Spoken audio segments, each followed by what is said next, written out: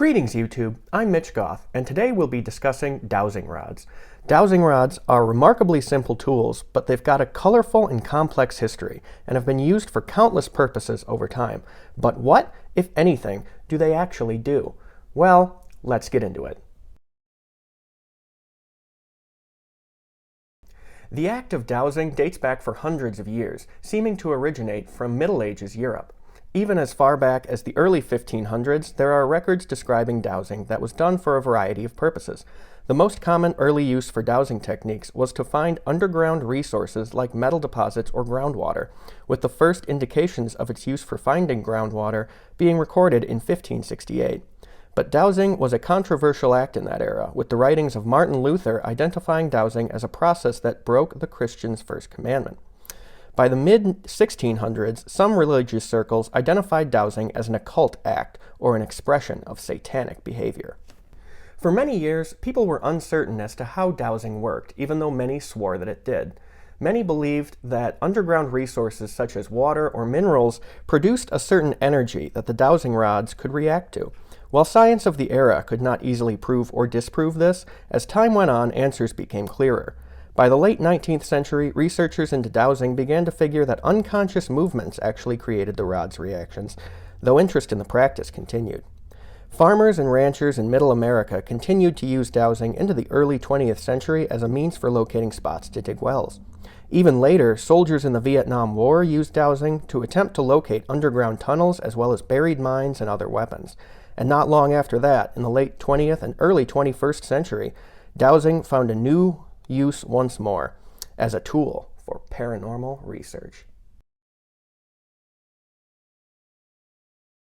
Dowsing can be done in a variety of different ways depending on the user's goals. The oldest known technique utilized what was known as a Y-rod, which was essentially just a Y-shaped stick or piece of wood. The Y-rod was the first tool identified in the 1500s documents as being used to douse for water. The user would hold the stick by the arms of the Y shape and aim the thin base of it outward. The user would move slowly through the area they were searching, and if the rod's base dipped downward, that would indicate something of interest is under that patch of ground, be it water, minerals, or something someone had hidden there. But today, there's another method most people think of when they think of dowsing. The modern method utilizes what is known as L-rods. L-rods are most often made out of copper or some other type of metal rather than wood.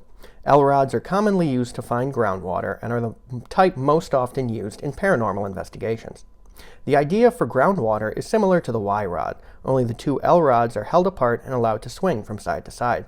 The searcher will scan their area, and if the rods cross, that would indicate they have located what they're looking for.